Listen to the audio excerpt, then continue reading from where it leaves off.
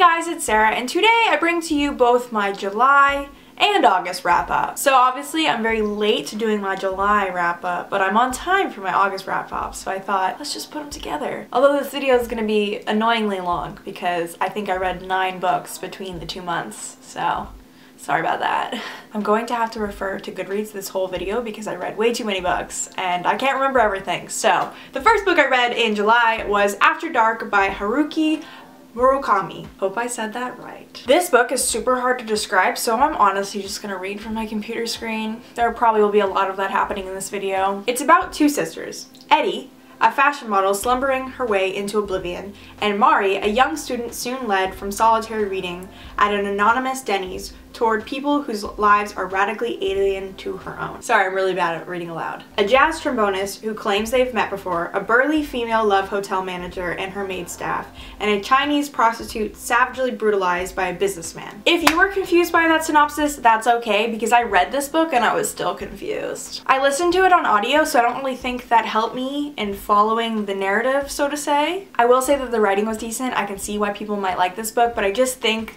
that the confusing elements that were kind of like removed from reality with like Eddie's slumber and stuff just confused me. I think the word confusing really just sums up this whole reading experience. So like I said, I don't think it was really for me. I know he has a lot of other books that are super popular, so maybe I might try reading him again, but this one, I don't think it was for me, but it was very short and I can see why other people would like it. And the next book I read in July was City of Heavenly Fire by Cassandra Clare.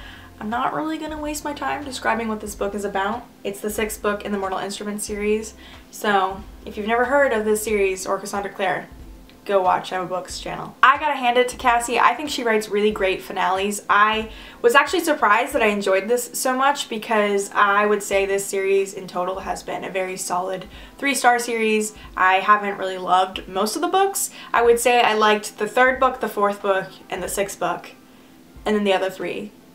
You could take or leave, honestly. I'm gonna stop talking about this book though because it's heavy and I don't want to hold it up anymore. But I liked it and I gave it 4.5 stars. And I recently started reading Lady Midnight because now I can do that because I finally finished so many books. The next book I finished was Simon vs. the Homo Sapiens by Becky Albertalli. I was really looking forward to reading this because it is very well loved by a lot of people that I know, but unfortunately I don't really think I liked it as much as everyone else. Don't get me wrong, it's very cute and I really like the romance between the 2 main boys and those sort of elements, but the writing style and some of the other stuff left me wanting more. I don't know. Basically this is about a 16-year-old boy named Simon who is gay but definitely not out yet, and over the past year he's been corresponding with this other boy who goes by the name Blue. Obviously that's a pseudonym, and they've been emailing back and forth and they really like each other, and they both know that they go to the same school but they don't know which of the other people they are.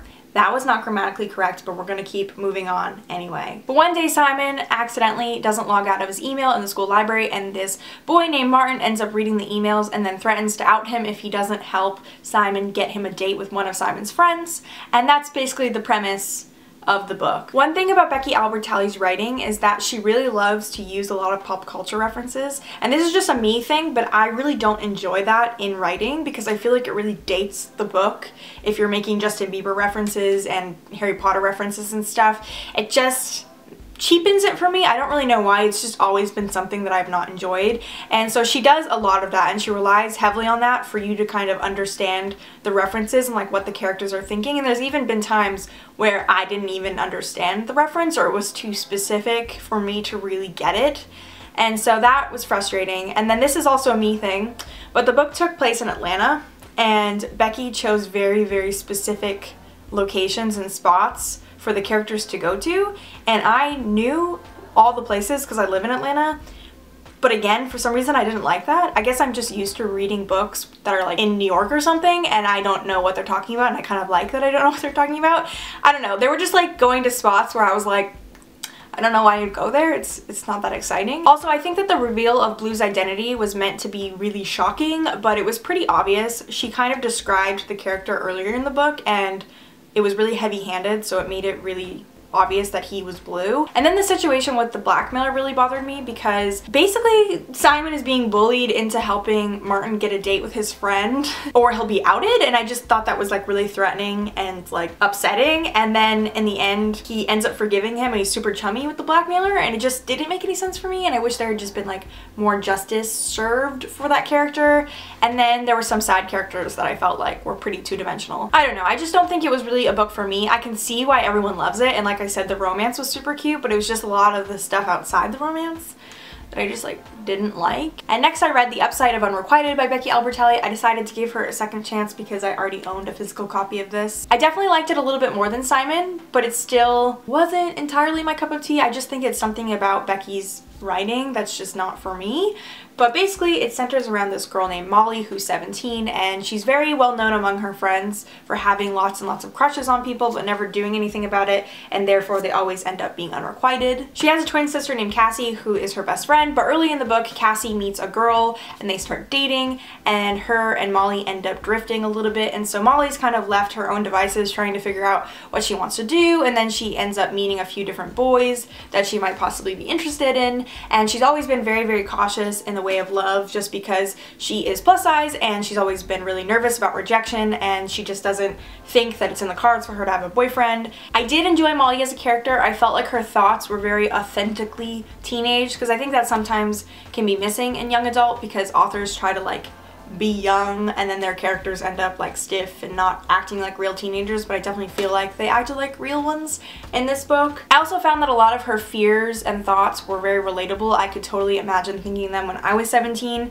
I didn't like that she was so obsessed with the idea of having a boyfriend, but at the same time that's also something I did when I was 17, so it sort of made sense, and I just kind of wished I could be her friend and tell her that it's not the end of the world and that high school sucks and that you'll be fine once you get to college and beyond. Also, similar to Simon, I didn't really like a lot of the side characters. I'm finding that Becky's side characters tend to be kind of flat, but I really liked Mina, who was the girl that Cassie ended up dating, and that's kind of random, but I just thought she was really interesting and I kind of wished more of the book was about her. Overall, I think this book is super important for a lot of people because there's a ton of representation in it, and I think it's done really well. It's not heavy-handed. Molly and Cassie's moms are lesbians, they're Jewish, one of their moms is African American, her sister is queer, then her sister's girlfriend is pan, and Molly's plus size, and I know I'm missing some, but there's more representation in this and it's super awesome. So I definitely recommend this to anyone who's looking for it. Again, if you enjoy contemporary and you're not as nitpicky as me, I really think you'll enjoy Simon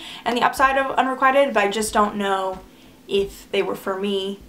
I don't know, maybe I'll read more Becky Albertalli in the future, but I'm not so sure. Next I read Tales from the Shadowhunter Academy by Cassandra Clare, and this is essentially the anthology that follows the Mortal Instruments, and it's about Simon as he progresses in his storyline. I don't really want to say much about his storyline because it kind of spoils the Mortal Instruments, but I really, really loved this. Like, I gave it 5 stars. That's how much I loved this. Like, I loved every single story in this anthology, which I honestly haven't read that many anthologies, so I don't know if maybe I should read more if I really like them or something. It was just super surprising to me how much I liked this book because the Mortal Instruments took me 2 years to read, and this I was just so enthralled, and I just love Simon so much, and every short story just interweaved so many of the Shadowhunter world characters, and it was just so good, and it got me really excited to read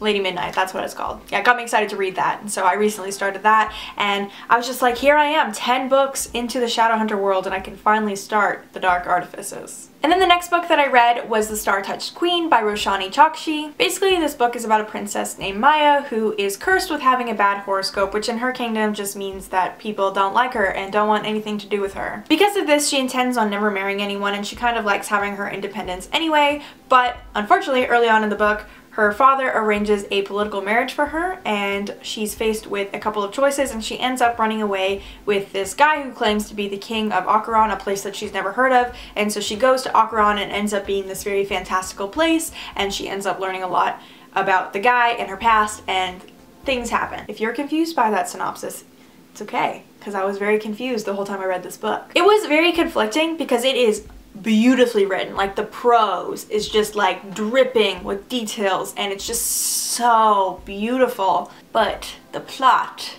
is very confusing. So we'll just go over the pros and the cons of this book as a whole. Like I said, the writing, So great. Just so great. Totally look forward to reading more books by this author. Second thing, there is a horse named Kamala who is the best character you never know you needed. Like, you didn't even know you needed a best friend who was a horse that could talk, but you do. And then the last pro was just the Indian representation. The culture and the fables were just very beautiful. They added a lot to the story, and it was super interesting as someone who doesn't know a lot about fables, and the fact that it was kind of inspired by that, which is very cool. But the cons, like I said, it was so goddamn confusing. I literally never knew what was happening. Like, the writing was just so beautiful and poetic that it just swallowed you up, and then you'd be like, what just happened on the last 5 pages? I do not know. Also, another con was that there was a lot of insta-love in this book. I couldn't really understand why the main characters liked each other, and there wasn't a lot of explanation. It just kind of like happened, and then you were like, oh, okay, that's where we are now. Alright. And then lastly, I thought the main character was pretty frustrating. She made a lot of wild assumptions about things, and that caused her to make a lot of mistakes,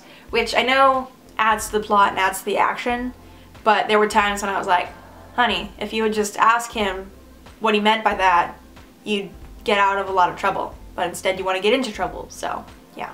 And then the first book that I read in August was the Bane Chronicles by Cassandra Clare. This is another anthology that goes along with the Mortal Instruments. This one centers around, obviously, Magnus Bane, who is a warlock. This one is very enjoyable because Magnus is immortal and you kind of get to see him from like beginning to present and all the different people that he's been in love with and been involved with, and he is bisexual, so that's cool because you get to see his relationships with both women and men, and I just had a really good time. And again, if you like the Mortal Instruments, I highly recommend reading this because again, it totally enriches your knowledge of all the characters, and again, you see the characters from the last hours, and you see characters from the future and present, and it's just a good time. And then the next book I read was A Study in Charlotte by Brittany Cavallaro. I was actually very surprised that I enjoyed this book as much as I did. It centers around a character named Jamie Watson and a character named Charlotte Holmes, and they are both descendants of the original Sherlock Holmes and John Watson. The story is told from Jamie's point of view, and in the beginning of the book he is sent to a prep school in Connecticut where Charlotte Holmes is attending. He's always dreamt of being friends with her because obviously her family and his family are both very well known. But then someone on campus is murdered, and both him and Charlotte are framed for it, and so they kind of have to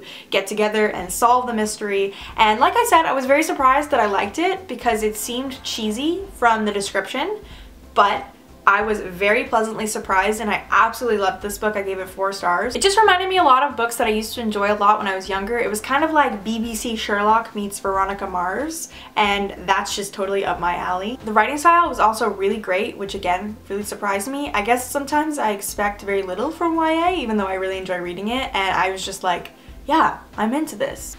And then the next book I finished was The Last of August by Brittany Cavallaro. I liked the first book so much that I just hopped right into the second book, which is not something I normally do with series. A lot of times I read the first book and then I just forget about the rest of the series. Basically, they spend the holiday in London with Charlotte's family, and then Charlotte's uncle goes missing, and so they have to go find him, and that's kind of the mystery they're solving in this book. And I loved this book even more than the first, and I gave it 5 stars. Like, I was thoroughly surprised by how much I liked it again, and I was surprised by how much more was added to the story and just the darkness and the web and the deceit and everything that kind of goes along with all the motivations of the characters. And I felt like both Charlotte and Jamie were really added upon, and there was a lot of tension in their relationship, and I really enjoyed that. And I like too how there hasn't really been insta-love between them. Like, it's very obvious with them being a guy and girl that they're going to probably have something in the future, but I like that it isn't forced, you know, from the first book. And this is one of the first times I can say this, like I don't say this very often, but I would love if this series was like 6 books. I actually read online that it's a trilogy and I'm really sad about it, but I really look forward to the 3rd book. And then the last book I read in August was The Asylum by John Harwood. This is a super random read. I just found it at my library and checked it out. Basically, it is a Victorian Gothic novel about a character named Georgina Ferrars. Basically, she wakes up and she is in an asylum and she doesn't know how she got there, and she has no memory, and she thinks her name is Georgina, but all the doctors keep telling her that her name is Lucy Ashton, and she doesn't know who Lucy Ashton is, but they're telling her that she has had a mental break and she doesn't know who she is. And basically she's trying to figure out what happened to her and put the pieces together, and it feels like the doctors aren't helping her and she's trying to escape. And basically that's the gist of the whole story. I really liked it for the most part. I liked the narration, I liked the characters, I thought the writing was pretty good, but I will say where this book fell short for me was the ending. Like the whole first 3/4 of the book was like 4 stars for me, like really enjoying it, and then the last fourth of the book was just super rushed, and the loose ends when they were being tied up, it just was really messy, and it was really hard to keep track of all the characters because there was a lot of family members and just family tree stuff, and like the names were hard to remember who was who and like who was related to who and like why it mattered. So I ended up giving this book 3 stars, maybe like 3.5 because I did enjoy it a lot, but it made me really interested to read more gothic Victorian books. And that's it for this wrap up. I hope you enjoyed watching it. I'm sorry that it's so long, but I feel pretty good about the amount of books that I've been reading and listening to. And yeah, let me know down below if any of these sound interesting to you or any books that you recommend that I read based on what I liked and didn't like out of this past 2 months. But yeah, thank you all so much for watching. You're all beautiful. Have a nice day. Send me your location, let's focus on communicating, cause I just need the time and place to come through. Send me